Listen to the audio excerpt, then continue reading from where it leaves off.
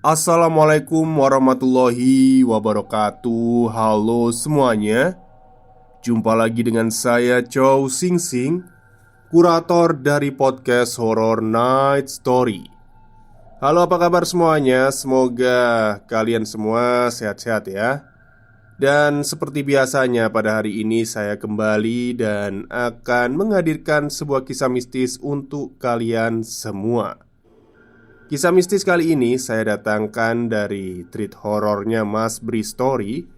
Udah lama banget ya Mas Bri Story nggak nulis cerita horor yang baru. Dan ini adalah yang masih fresh dan baru, berjudul Rumah Cipaganti. Oke, daripada kita berlama-lama, mari kita simak ceritanya. Di tempat baru yang belum kita kenal sama sekali, kadang memberikan sajian seram di dalamnya. Kita yang gak tahu menau jadi tercengang ketakutan setelahnya. Ternyata ada sesuatu yang ingin menyampaikan pesan. Mungkin Dena, mahasiswi Jakarta, bertarung melawan rasa takutnya sendiri, merasakan keseraman di tempat baru, di rumah Cipaganti. Gluduk, gluduk, gluduk. Terdengar seperti ada benda menggelinding yang awalnya jauh jadi agak dekat. Dekat pintu kamar. Masih kaget karena baru saja terjaga, nyawa belum ngumpul. Aku masih diam, tapi terus memperhatikan. Keadaan rumah yang sepi menjadikan suara itu kedengaran jelas, walau nggak terlalu keras. Gledek, gledek, gledek. Nah lo, kali ini sangat dekat. Benda yang jadi sumber suara sepertinya baru saja melintas persis di depan pintu kamarku. Bernafas pun aku nggak berani. Sebegitu takutnya untuk mengeluarkan bunyi. Tapi berikutnya nggak terdengar apa-apa lagi. Sepi. Suara itu sejenak menghilang. Dinginnya kota Bandung membuat aku menggigil. Makin menjadi-jadi karena ditambah dengan suasana seram yang sedang berlangsung ini. Perlahan aku menarik selimut lagi sampai batas leher. Pantas saja aku kedinginan, karena sebelumnya selimut gak menutupi tubuhku seluruhnya. Namun, ketika sedang menikmati sepi, tiba-tiba gluduk, gluduk, gluduk. 3 kali terdengar bunyi seperti itu lagi. Yang aku tangkap dari bunyi dan jaraknya, kedengarannya seperti ada benda yang sedang membentur-bentur pintu kamar. Jarak antara duk yang satu dengan duk yang lainnya ada jeda, gak berdekatan. Sekali lagi, cekam itu datang. Itu suara apa sih? Kok makin aneh? Gumamku dalam hati. Atau aku nyalakan lampu aja kali ya, supaya terang benderang. Mengambil beberapa langkah untuk berjalan ke saklar. Tapi aku gak berani. Gak mau membuat suara. Aku takut. Suara itu terdengar lagi, tapi kali ini hanya sekali. Setelah itu hilang. Sepi lagi. Ngantukku sudah gak terasa. Sedikit pun gak. Tapi gak ada yang bisa aku lakukan selain melamun sambil bertanya-tanya dengan cemas apa yang akan terjadi kemudian. Oh iya, ponsel. Aku bisa menyibukkan diriku. Mungkin bisa melupakan keseraman ini dengan membuka ponsel. Tapi apa daya, ponsel tergeletak di atas meja yang letaknya agak jauh dari tempat tidur. Tapi ketegangan sedikit berkurang ketika sudah beberapa belas menit lamanya gak terdengar suara-suara itu lagi. Mungkin gak akan kenapa-kenapa kalau aku turun dari tempat tidur untuk mengambil ponselku. Ya sudahlah. Akhirnya aku memberanikan diri untuk bangun dan melangkah ke meja. Rumah besar ini terlalu besar untuk kami yang hanya bertiga saja. Jadi, makin dingin dalam senyap. Beberapa lampu di dalam sengaja dimatikan. Pencahayaan jadi remang mendekati gelap. Nah, akhirnya ponsel sudah dalam genggaman. Masih berdiri di dekat meja, tapi aku sudah mulai melihat layarnya. Cahaya dari ponsel jadi terasa terang karena kamar dalam keadaan nyaris gelap. Aku lalu melangkah pelan, balik lagi ke tempat tidur, sambil mata masih terus memandang ke arah ponsel. Aku gak langsung merebahkan diri. Aku malah duduk di pinggiran ranjang. Beberapa menit kemudian, aku mulai tenggelam larut dalam keasikan berselancar, melihat-lihat lini masa media sosial.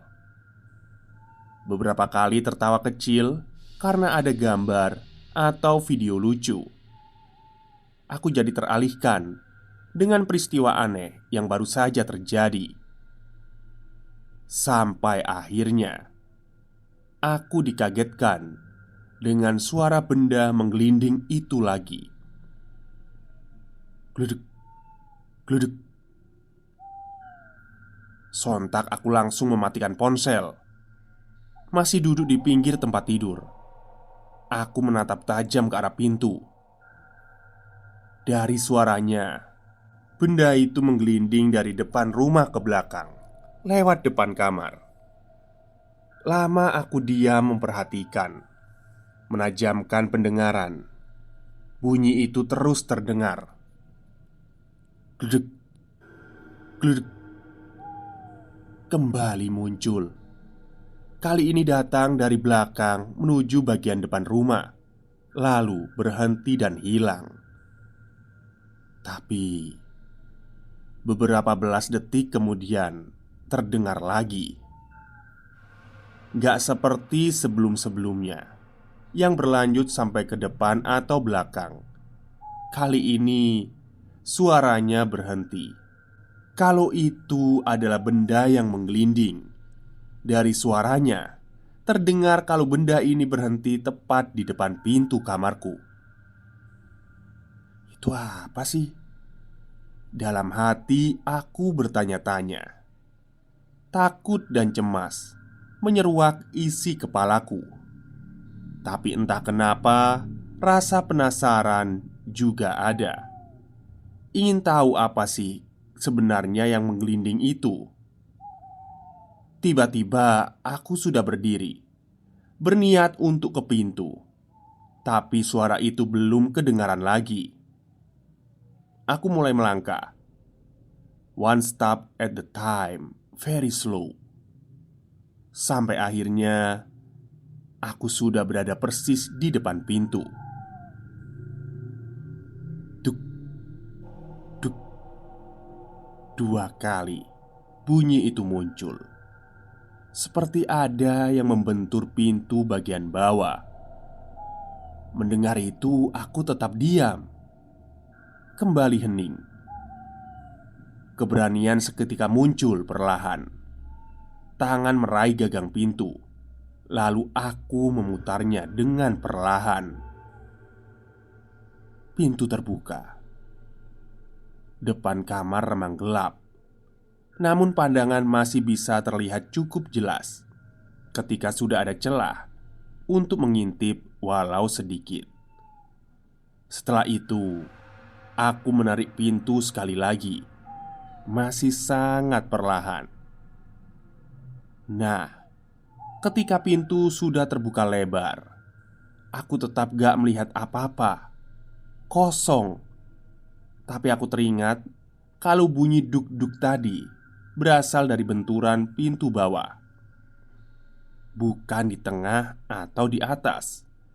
Makanya aku refleks, menunduk, mengarahkan pandangan ke bawah. Ya Tuhan, akhirnya aku dapat melihat apa yang jadi sumber suara sejak tadi. Sesuatu yang sangat menyeramkan sedang berada di depan pintu kamarku. Beberapa hari sebelumnya, "Dena, kamu ke Bandung ya? Temenin Tante Lintang lagi. Om Wildan kerja keluar kota lagi katanya." "Oh iya mah, lagi libur juga kan aku. Lumayan lah, bisa refreshing. Hehe." Itu adalah percakapan dengan Mama di ruang makan di rumah kami di Jakarta. Mama memintaku untuk menemani adiknya yang tinggal di Bandung, Tante Lintang.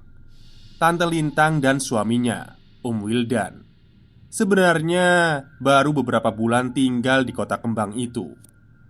Mereka harus pindah dari Jakarta karena pekerjaan Om Wildan yang mengharuskan untuk stay di Bandung. Tapi walaupun udah di Bandung, Om Wildan kok tetap aja ya sering keluar kota mah. Gimana sih? Kan kasihan Tante Lintang, tanyaku. "Iya, tapi emang kerjaan Om Wildan itu gitu, mengharuskan begitu, ya mau gimana lagi?" jawab Mama sambil tangannya sibuk mengolah masakan. "Harusnya nih, Tante Lintang kesini aja ya, tinggal sama kita kalau pas Om Wildan keluar kota." "Ah, kamu ini, kan Diara harus sekolah. Masa iya PP Jakarta Bandung tiap hari? Kan gak mungkin. Lagi pula bukannya kamu seneng kalau harus nemenin Tante Lintang. Kamu bisa healing sebentar ke Bandung kan?" Gaya banget mama aku, pakai segala nyebut healing. Hehe. Tapi memang iya sih, yang tadinya aku sangat jarang untuk sekedar jalan-jalan ke Bandung. Tapi karena ada Tante Lintang di sana, beberapa bulan belakangan aku jadi beberapa kali juga ke Bandung. Waktunya juga agak tepat. Jadwal kuliahku sedikit agak kosong. Menjelang sidang akhir ini, aku hanya mengambil beberapa kuliah remedial untuk memperbaiki nilai. Aku jadi punya cukup waktu luang. Makanya nggak ada masalah kalau aku harus ke Bandung untuk nemenin Tante Lintang.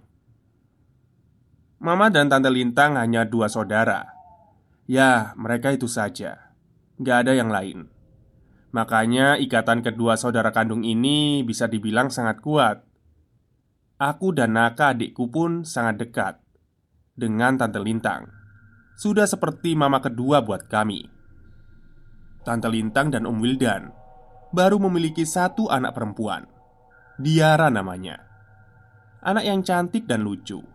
Umurnya baru menjelang 5 tahun. Lagi seneng-senengnya sekolah PAUD di Bandung. Tante Lintang tadinya pekerja karyawan swasta. Tapi setelah menikah dan melahirkan, dia memutuskan untuk total menjadi ibu rumah tangga. Om Wildan sendiri bekerja di perusahaan IT terkemuka. Nah, beberapa bulan yang lalu, perusahaannya menugaskan dia untuk menangani langsung satu klien besar di Bandung. Dia yang harus turun tangan, tapi tetap saja dia harus sesekali keluar kota untuk menangani klien lainnya juga. Kira-kira seperti itulah yang aku dengar. Makanya, beberapa kali juga dia harus bekerja keluar kota. Beberapa hari meninggalkan Tante Lintang dan Diara di Bandung. Perusahaan Om Wildan memberikan fasilitas rumah dinas untuk tempat tinggal sementara keluarga Om Wildan.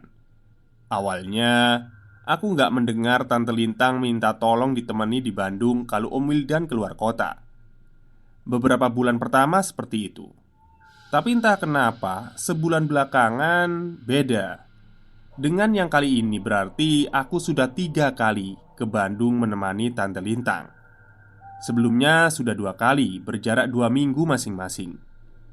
Aku hitung-hitung, kira-kira pada bulan ketiga lah Tante Lintang baru minta ditemani. Sebelumnya nggak pernah.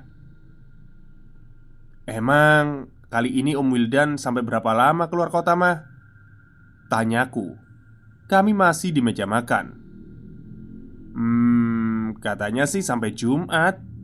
Malam Sabtu udah di Bandung lagi kok," jawab mama sambil masih sibuk memasak. "Wah, agak lama ya. Ini kan masih hari Minggu." "Iya, kamu berangkat besok pagi ya. Om Wildan berangkatnya besok juga soalnya." "Oke, oke." Itulah awalnya kenapa aku selama hampir seminggu ke depan ini tinggal di Bandung, di rumah Tante Lintang dan Om Wildan, di rumah Cipaganti. Ya, rumah yang ditempati Tante Lintang dan Om Wildan ini terletak di daerah Cipaganti, bukan di pinggir jalan Cipagantinya langsung, di belakangnya. Namun, masih sangat dekat dengan jalan Cipaganti.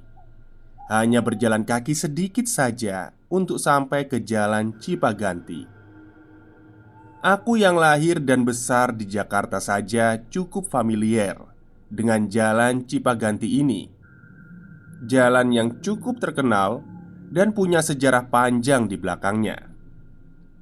Sebelum Tante Lintang tinggal di Bandung, walaupun gak terlalu sering aku, tapi terbilang cukup banyak menghabiskan waktu libur di Bandung.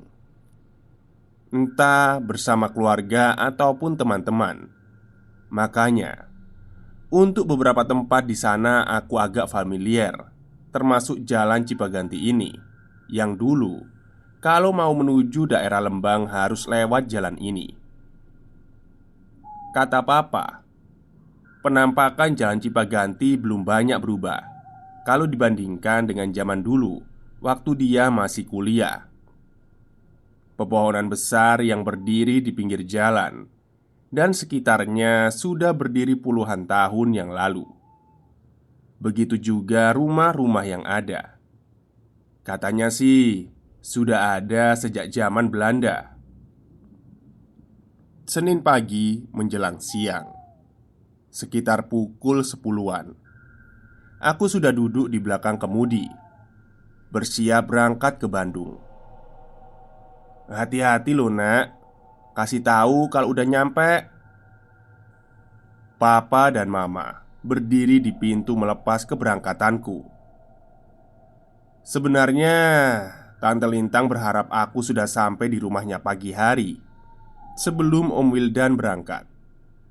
Tapi karena malasnya aku untuk berjibaku dengan macetnya Jakarta, makanya aku minta maaf ke Tante Lintang untuk berangkat agak siangan saja.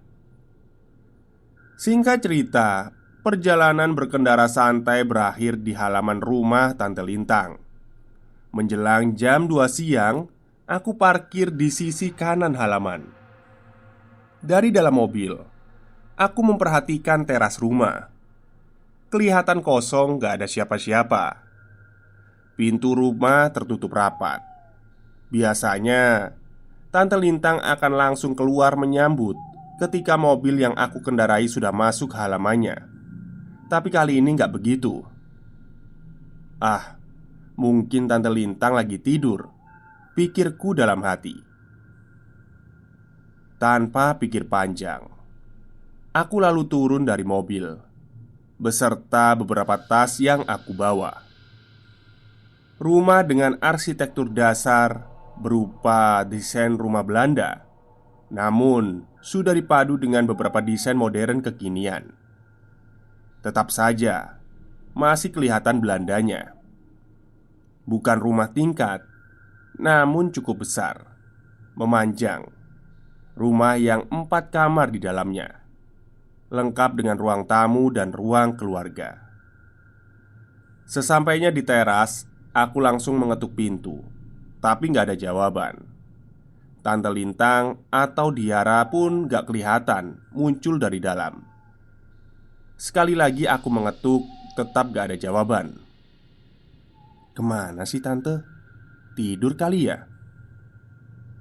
Di sisi kiri pintu ada jendela besar yang sebagiannya terbuat dari kaca. Lewat jendela ini, aku lalu mengintip ke dalam. Memang nggak bisa melihat dengan jelas, terhalang oleh tirai. Tapi seenggaknya aku bisa mengintip sedikit dari celah kecil itu. Dan benar, aku bisa melihat ke dalam. Kelihatannya rumah dalam keadaan kosong. Aku melihat pintu ruang tamu yang menghubungkan dengan ruang tengah dalam keadaan terbuka. Aku jadi bisa melihat sampai ke ruang tengah. Samar sih. Nah, ketika sedang asyik memperhatikan, tiba-tiba aku terkejut karena melihat ada pergerakan di ruang tengah. Sepersekian detik, aku melihat ada pergerakan seseorang di ruang tengah, bergerak berjalan melangkah dari sisi kanan ke kiri. Hanya sekejap, tapi aku yakin kalau itu memang ada orang.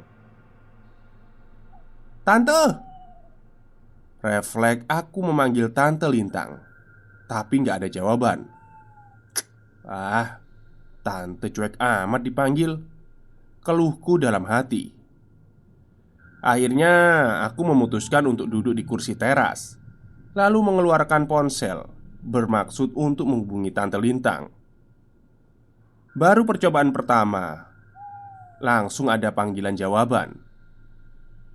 "Halo, Tante. Aku udah sampai nih. Udah di depan rumah. Bukain pintu dong," kataku membuka percakapan. "Haha, kakak udah sampai ya? Tunggu sebentar ya sayang. Tante bentar lagi nyampe rumah kok.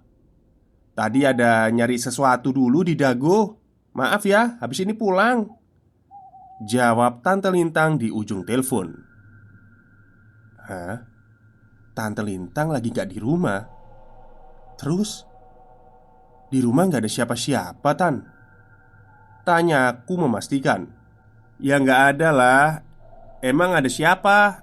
jawab Tante Lintang yakin. Ternyata rumah ini memang kosong. Gak berapa lama kemudian Tante Lintang datang bersama Diara. Yang aku sudah ceritakan di awal tadi, kalau sebenarnya ini sudah yang ketiga kalinya aku menemani Tante Lintang di rumahnya. Bulan-bulan pertama tinggal di Bandung, Tante Lintang kelihatan gak ada masalah tinggal di rumah sendirian. Tapi entah kenapa, 1 bulan terakhir ini dia mulai memintaku untuk menemaninya. Dia gak mau sendirian.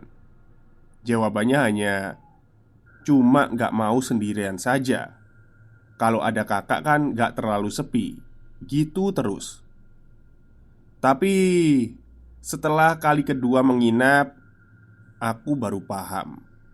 Sampai akhirnya nanti akan aku tahu kenapa Tante Lintang gak mau tinggal sendirian. Peristiwa aneh ketika aku baru datang tadi, ketika aku melihat ada seseorang yang sedang berada di dalam rumah. Padahal belakangan dapat dipastikan kalau rumah dalam keadaan kosong. Itu bukanlah pertama kali aku alami.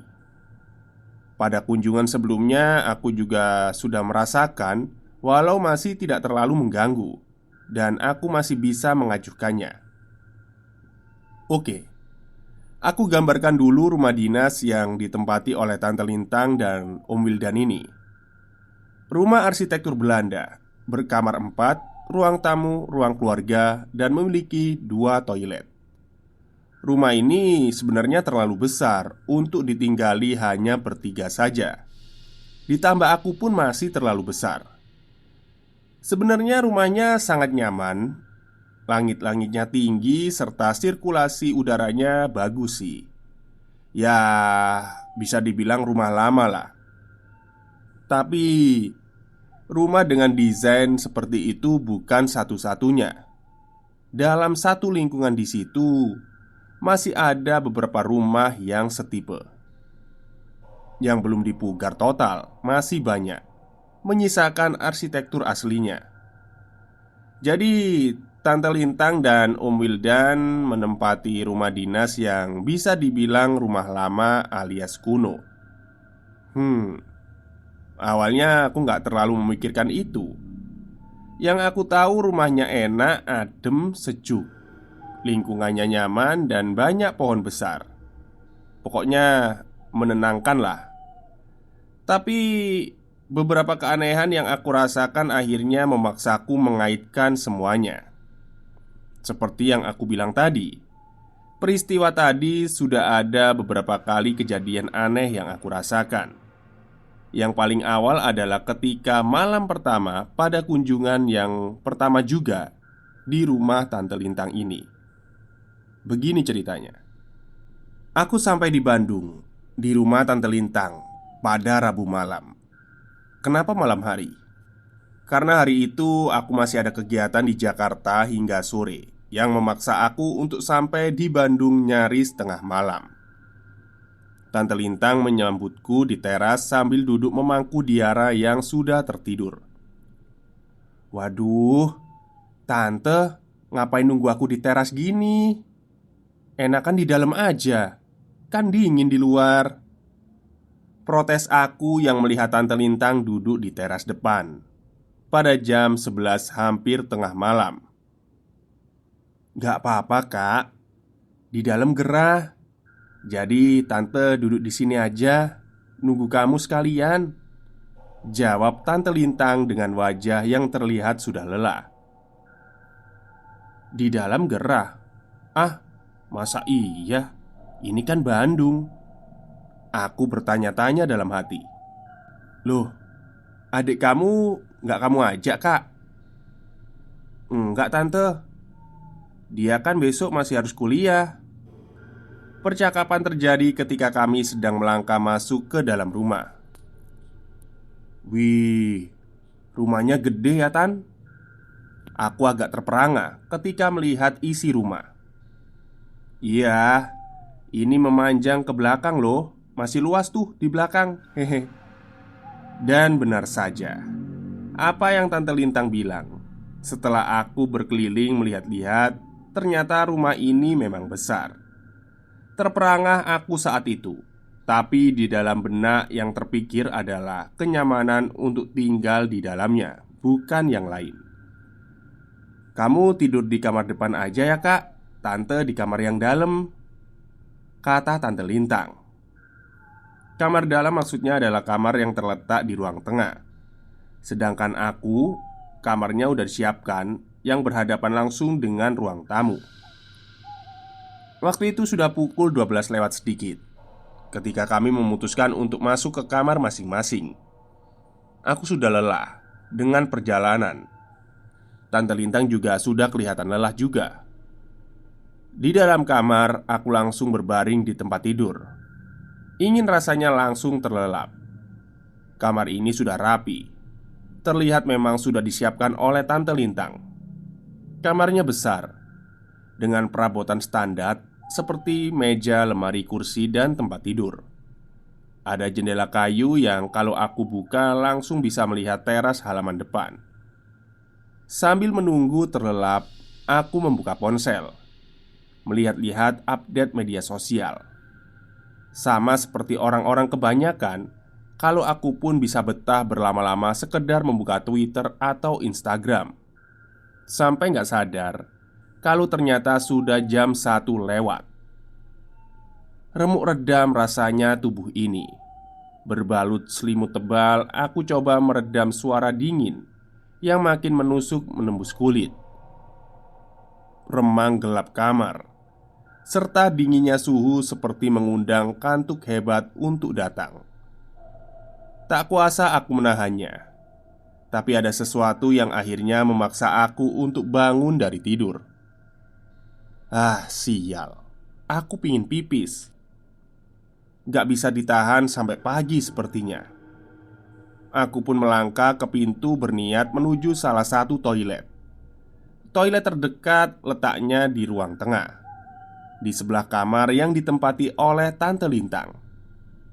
Keluar kamar, aku langsung bisa melihat ruang tamu yang dalam keadaan gelap.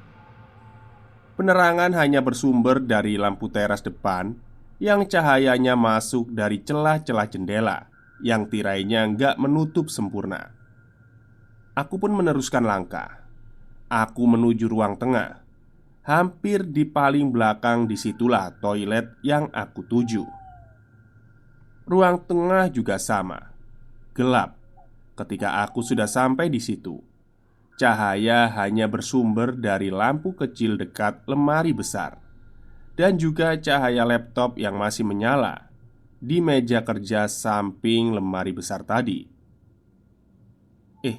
Tunggu dulu. Cahaya layar laptop. Kok ada laptop masih menyala? Benar, ternyata ada laptop yang masih menyala. Dan aku lihat ada Om Wildan yang sedang duduk menghadap laptop itu. Ya, Om Wildan. Aku nggak salah lihat. Dia terlihat sangat serius memperhatikan laptopnya. Duh, kok Om masih di sini? Bukannya sudah berangkat dari kemarin malam ya?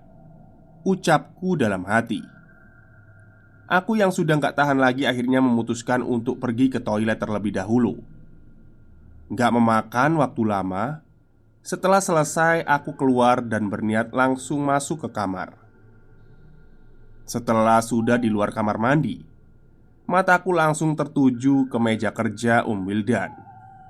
Ternyata laptop sudah mati dan Om Wildan gak kelihatan lagi. Aku pun yang sudah melihat ke seluruh penjuru ruang tengah. Kosong, gak ada siapa-siapa. Pasti Om Wildan sudah selesai kerja. Begitu pikirku dalam hati. Ya sudah. Tanpa pikir panjang aku langsung menuju kamarku di depan. Sesampainya di kamar, aku langsung tertidur lelap. Besok paginya terjadi percakapan aneh dengan Tante Lintang. "Tante, tadi malam aku lihat Om Wildan di meja kerjanya. Emang dia balik lagi ya? Kan Tante bilang Om Wildan sudah berangkat hari Selasa," tanyaku di meja makan. "Hah? Om Wildan? Oh, ya. Tante lupa kasih tahu kalau Om Wildan balik lagi tadi malam. Katanya ada yang ketinggalan sih," jawab Tante Lintang. Dia terlihat gelagapan menjawab. Entah kenapa saat itu aku pun juga nggak tahu. Tapi siangnya aku dapat pesan WhatsApp dari Om Wildan. Kira-kira isinya gini: "Kak, udah di Bandung kan ya? Jadi kan nemenin tante kamu?" "Udah Om, dari tadi malam." "Oh, syukurlah. Maaf ya ngerepotin." "Nggak apa-apa Om, sekalian jalan-jalan, hehe." Ya. Ya sudah kalau gitu. Om agak lama ini. Mungkin Selasa atau Senin depan Om baru pulang. Masih banyak kerjaan. Ini juga Om baru sampai di Aceh. Perjalanan jauh dari Riau lewat darat dari kemarin siang." Satu kalimat panjang Om Wildan sedikit mengernyitkan dahiku. Dari kemarin siang Om Wildan melakukan perjalanan darat menuju Banda Aceh. Berarti tadi malam Om Wildan sedang berada di Sumatera. Lalu siapa yang aku lihat semalam duduk di depan laptop? Langsung banyak pertanyaan di kepalaku. Kenapa Tante Lintang menutupi dengan bilang kalau Om Wildan memang sedang balik lagi ke rumah? Apa itu bukan Om Wildan? Walaupun dalam remang cahaya, aku dapat melihatnya dari samping. Dan aku yakin itu adalah Om Wildan, bukan orang lain. Itulah keanehan pertama yang aku alami di rumah ini. Berikutnya, masih ada beberapa kejanggalan lain. Aku lupa, entah pada kunjungan pertama atau kedua di rumah Cipaganti ini. Yang pasti waktu itu adalah malam kedua kunjunganku saat itu. Aku mengalami mimpi yang aneh. Mimpi yang menurutku nyaris seperti nyata visualisasinya. Siangnya aku sengaja berjalan-jalan di kota Bandung. Aku mencari kuliner menarik yang gak aku dapatkan di Jakarta, dan berakhir ngopi di salah satu kafe asyik di daerah Ciumbuleuit. Lelah? Nggak terlalu, karena menyenangkan. Tapi malamnya aku merasa sangat mengantuk, padahal belum terlalu larut. Sekitar jam 10 aku sudah terlelap. Nah, ketika tidur inilah aku mengalami mimpi yang aneh. Di dalam mimpi berawal ketika aku seperti sedang berada di rumah Cipaganti ini, berada di dalam kamar yang biasa aku tempati kalau sedang datang berkunjung. Posisiku di tempat tidur seperti baru saja terjaga. Aku masih sangat ingat ketika sepertinya aku terjaga karena mendengar ada keramaian di luar kamar, di ruang tamu. Keramaian yang aku maksud adalah suara dari banyak orang. Bukan suara ramai sampai memekakan telinga, tapi suara banyak orang yang sedang berbincang satu sama lain. Sekali lagi, mimpi kali ini terasa sangat nyata. Belum pernah aku mengalami mimpi sejelas ini. Masih di dalam mimpi, mendengar suara orang-orang itu, aku tentu saja jadi penasaran kan? Ada apa di luar kamar? Sedang ada acara apa? Lalu aku bangkit dari rebah, gak langsung berjalan menuju pintu, tapi sejenak duduk untuk mengumpulkan nyawa. Suara-suara itu masih terdengar jelas. Percakapan yang isinya kurang bisa aku tangkap. Masih duduk, aku lalu menoleh ke jendela. Dari sela-selanya, aku bisa melihat kalau ternyata hari masih malam karena di luar gelap. Ada apa ya? Apa Tante Lintang sedang ada acara pesta kecil-kecilan? Kok nggak bilang aku? Akhirnya, rasa penasaran memaksa aku untuk mendekat ke pintu. Aku mencoba cari tahu, ada apakah gerangan sebenarnya. Makin dekat pintu, suara-suara obrolan makin jelas terdengar. Khawatir kalau aku mengganggu mereka karena tiba-tiba muncul dari dalam kamar. Maka dari itu aku sangat perlahan memutar gagang pintu supaya nggak menarik perhatian. Kemudian aku tarik pintu perlahan untuk membukanya. Setelah cukup ada celah, aku mendekatkan wajah untuk mengintip keluar. Dan benar, di ruang tamu banyak orang dengan lampu yang menyala terang. Yang mampu aku lihat ada sekitar 6 atau 8 orang. Ada yang sedang duduk di sofa, ada pula yang berdiri. Semuanya berposisi sedang berbincang satu sama lain. Di ruang tengah itu, aku nggak melihat ada Tante Lintang atau Om Wildan. Semuanya adalah wajah-wajah yang gak aku kenal. Saking asyiknya aku memperhatikan, sampai gak sadar kalau sudah membuka pintu terlalu lebar. Aku jadi menarik perhatian mereka. Salah satunya perempuan yang duduk di sofa besar. Posisinya memang persis menghadapku. Aku melihat perempuan setengah baya ini tersenyum ke arahku. Aku lalu membalas senyumnya dengan sedikit menganggukkan kepala. Ya sudah, kepalang tanggung. Aku kemudian membuka pintu dan sekalian mencari Tante Lintang atau Om Wildan, sambil menyapa satu persatu para tamu itu dengan senyuman. Sesampainya di ruang tengah, ternyata sama. Masih banyak orang juga. Dan sama juga aku gak kenal mereka. Semuanya asing.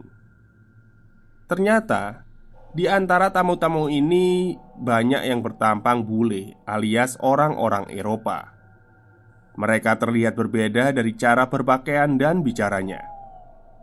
Lagi-lagi, aku nggak melihat ada Tante Lintang dan Om Wildan. Oh ya, sama, dengan ruang tamu tadi. Di ruang tengah juga lampunya terang.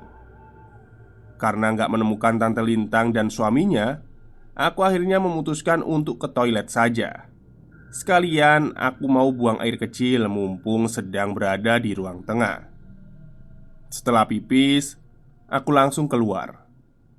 Pada saat inilah aku sedikit terkejut, berdiri diam di depan pintu kamar mandi dan memandang sekeliling. Ternyata situasinya sudah beda jauh. Yang tadinya terang benderang kini berubah menjadi temaram. Bukan gelap total, tapi remang dan masih bisa melihat semua yang ada di ruangan.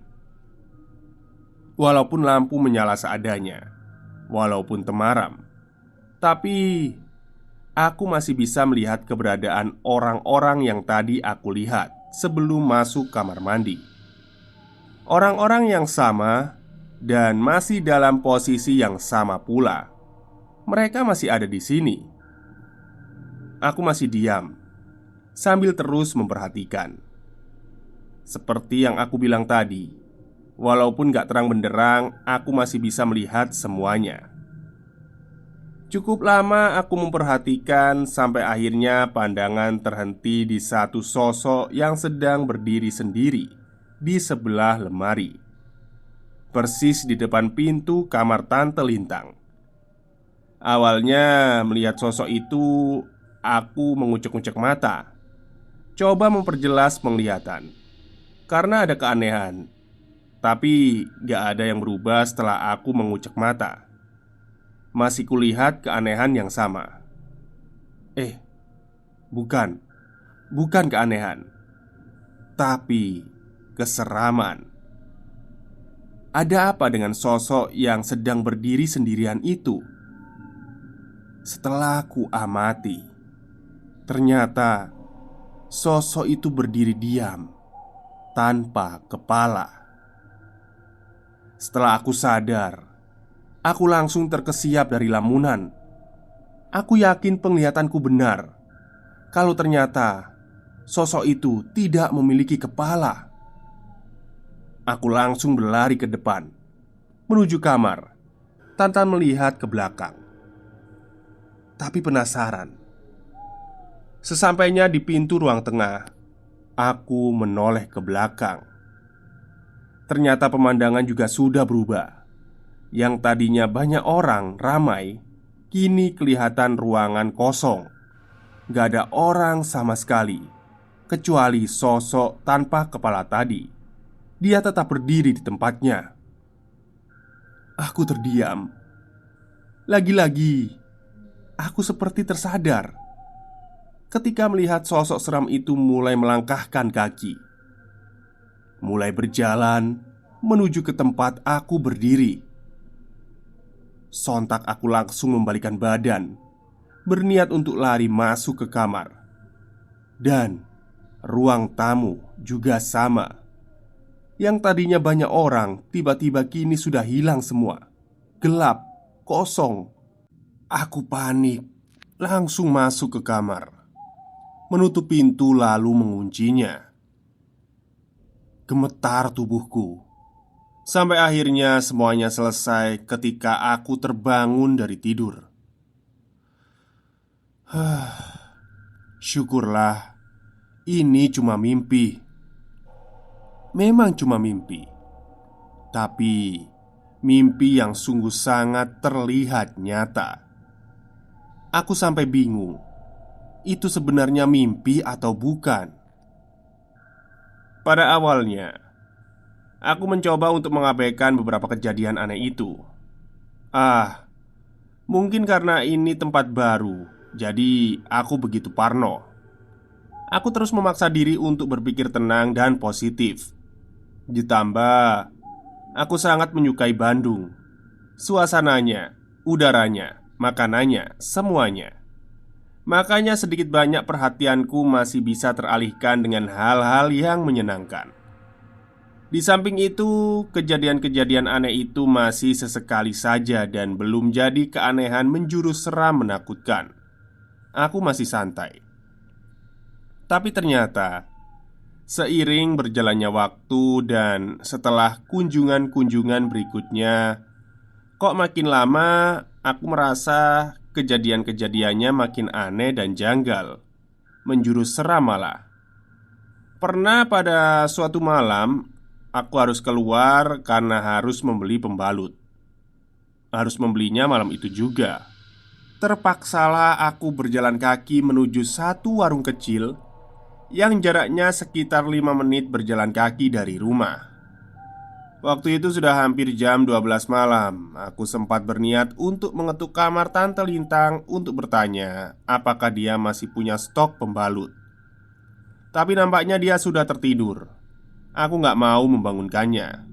Aku lebih memilih keluar saja. Toh warung kecil itu katanya buka 24 jam. Berjalan kaki aku menyusuri jalan perumahan yang isinya rumah-rumah besar ini. Lampu jalan yang seadanya ditambah nggak ada orang sama sekali. Dan nggak ada juga kendaraan yang melintas. Sepinya membuat nyaliku sedikit goyah. Tapi ya, mau gimana lagi? Aku harus ke warung itu. "Ning tinggal di mana?" tanya bapak penjaga warung setelah aku sampai dan selesai bertransaksi. "Oh, saya di rumah tante saya, Pak. Sedang liburan aja." Hehe, jawabku. "Oh, liburan. Rumah yang mana, Neng?" "Rumah yang kedua dari ujung loh, Pak. Itu loh, jalan yang itu." "Oh, rumah itu. Rumah yang pernah lama kosong ya?" Aku hanya tersenyum. "Pulangnya hati-hati ya, Neng. Sendirian kayaknya. Kalau ada apa-apa, jangan diwaro. Cuekin aja," kata bapak itu lagi. Diwaro itu mungkin jangan kayak jangan ditanggapi mungkin ya. Oke, lanjut. "Emang kenapa ya, Pak?" Aku penasaran dong dan bertanya. "Enggak, Neng. Pokoknya kalau ada apa-apa langsung masuk ke rumah aja ya."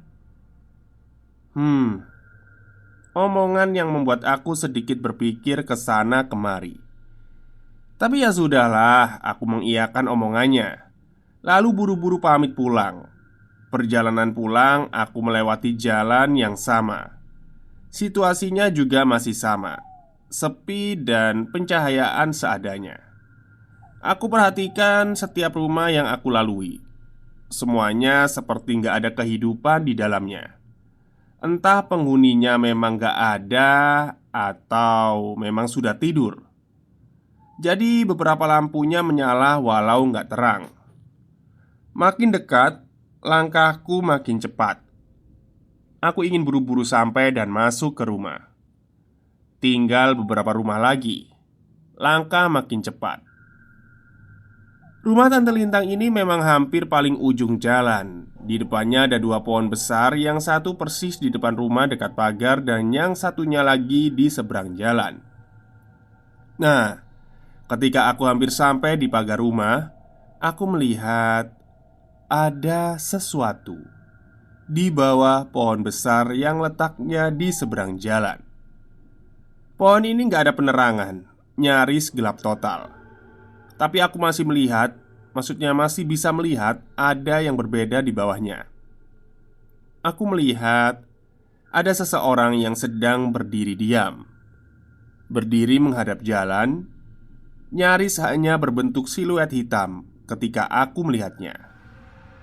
Karena inilah aku jadi melambatkan langkah. Penasaran, siapa yang sedang berdiri itu? Kini aku sudah berada di depan pagar dan sedang berusaha membukanya. Tetapi pandangan masih terus mengarah ke sosok di seberang itu. Aku mengernyitkan dahi.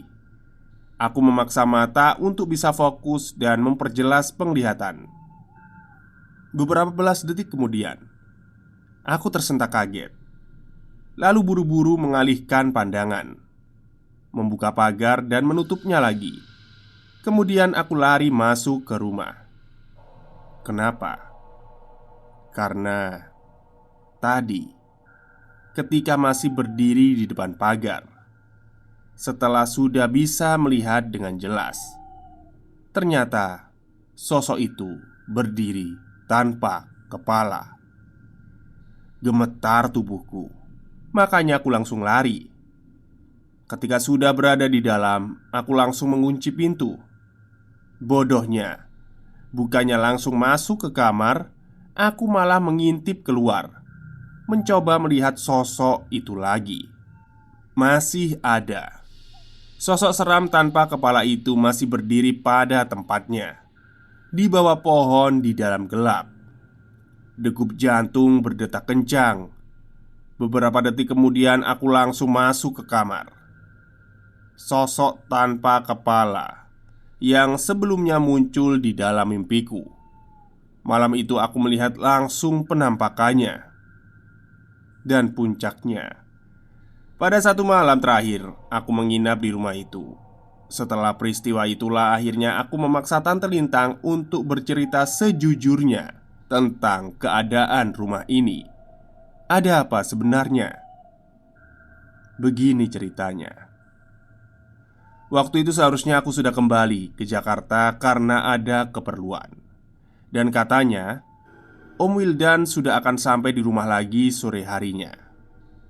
Tetapi last minute ternyata Om Wildan mengabarkan kalau kepulangannya tertunda 1 hari. Masih ada hal yang harus dikerjakan. Ya sudahlah, aku nggak tega ngelihat Tante Lintang yang memohon agar aku menginap 1 malam saja. Hari itu hari Kamis, malam Jumat. Dan malam pun tiba. Setelah makan malam, aku dan Tante Lintang serta Diara sempat berbincang di ruang tengah televisi. Sampai kira-kira jam 10 kami menyudahi percakapan dan masuk ke kamar masing-masing. Seperti biasa, lampu di dalam rumah hampir semuanya dimatikan. Hanya lampu-lampu kecil saja yang menyala.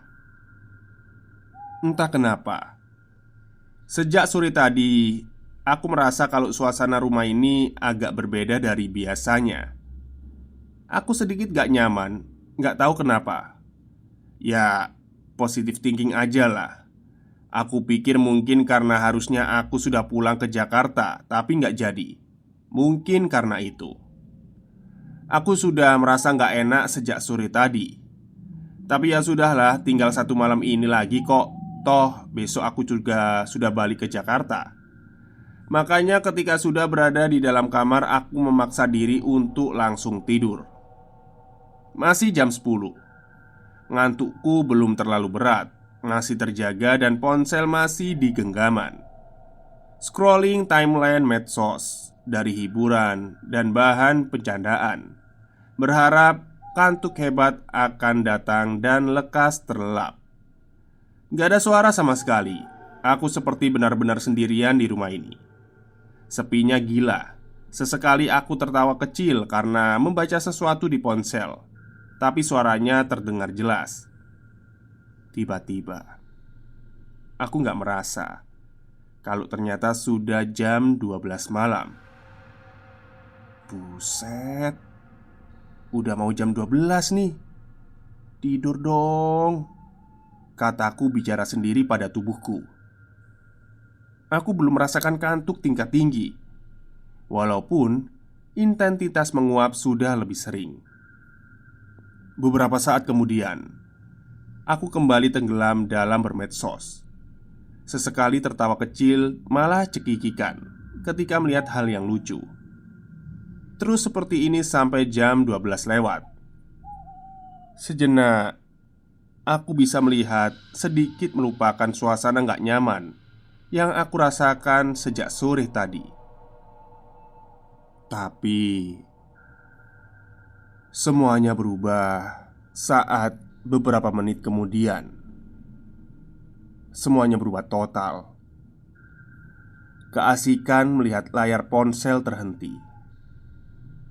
Aku yang tadinya sedang cekikikan langsung terdiam ketika mendengar sesuatu. Ada apa? Samar tapi terdengar jelas. Aku mendengar ada suara tawa perempuan cekikikan juga di luar kamar. Degup jantungku langsung berhenti.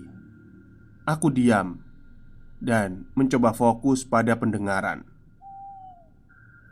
Diamku beberapa menit, menunggu, tapi gak ada suara lagi.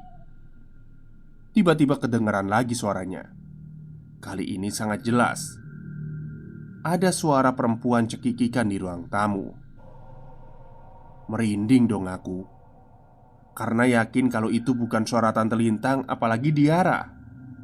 Aku sangat mengenal suara keduanya dan sangat yakin kalau itu bukan suara mereka. Aku menarik selimut sampai leher, tapi mataku terus memperhatikan pintu. Ketika sekali lagi tawa perempuan itu terdengar, sungguh menyeramkan. Kemudian suara itu hilang. Semoga gak ada lagi, pikirku. Dan gak lama kemudian, syukurlah, kantuk hebat menyerangku. Dan aku pun menaruh ponselku di meja. Setelahnya aku tertidur. Selesai? Belum. Masih ada teror lagi. Seketika aku terbangun dari tidur sesaatku karena mendengar sesuatu. Terdengar seperti ada benda menggelinding. Yang awalnya jauh, jadi agak dekat. Dekat dengan kamar. Tapi berikutnya gak terdengar suara apa-apa lagi. Dinginnya kota Bandung membuatku semakin merinding.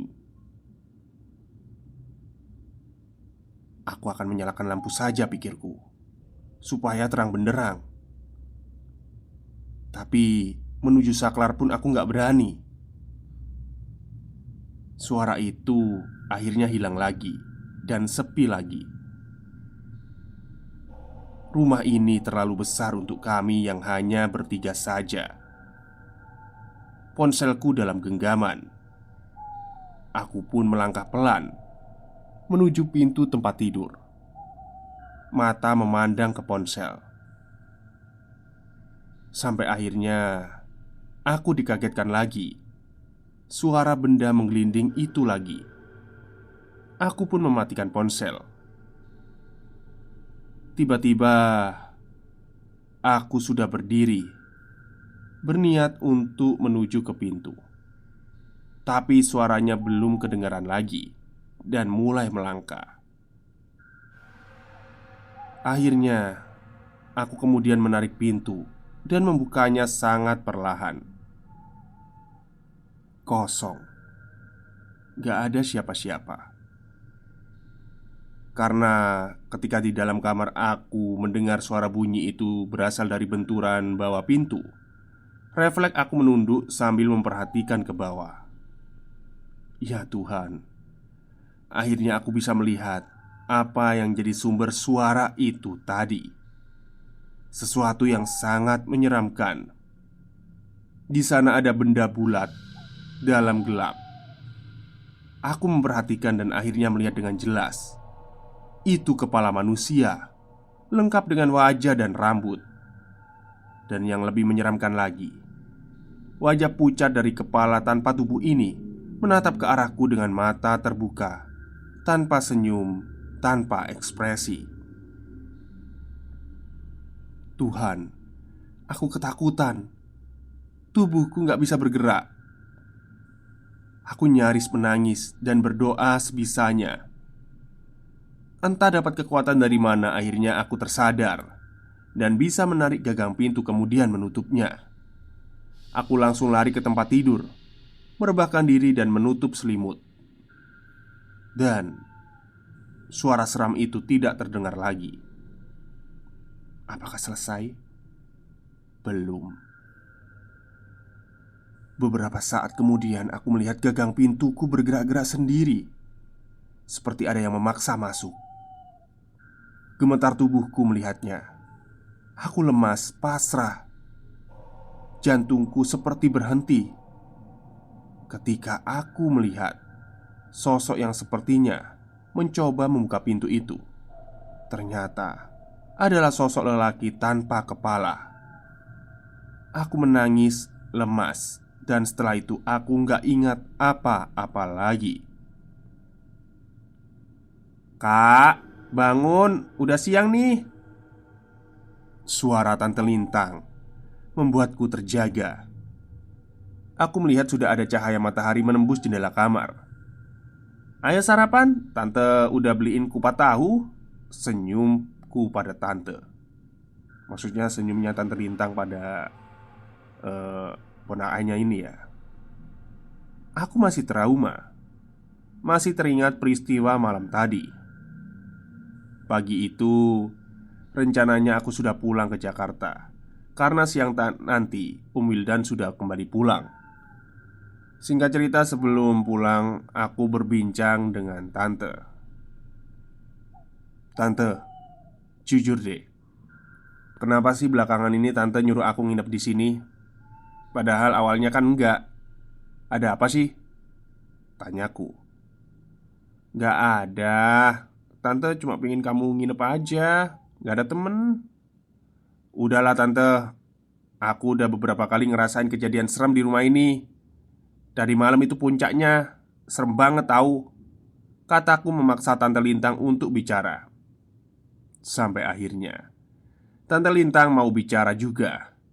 Pelan-pelan dia bercerita kalau di rumah ini dia dan Diandra sering mengalami kejadian seram kalau Om Wildan sedang gak ada. Awalnya nggak pernah ada apa-apa, tapi lama-kelamaan terjadi beberapa kali kejadian seram itu, hingga taraf yang mengganggu. Tante Lintang sudah nggak tahan, sampai akhirnya minta tolong aku menemaninya. Kemudian kami menceritakan semuanya. Semua yang pernah aku dan Tante Lintang alami di rumah ini. Di rumah Cipaganti. Hai, balik lagi ke gue Bri. Jeda panjang istirahat cukup lama. Semoga cerita tadi bisa jadi pelepas dahaga pembaca. Tetap sehat supaya kita bisa terus merinding bareng. Ketemu lagi minggu depan. Salam Bri.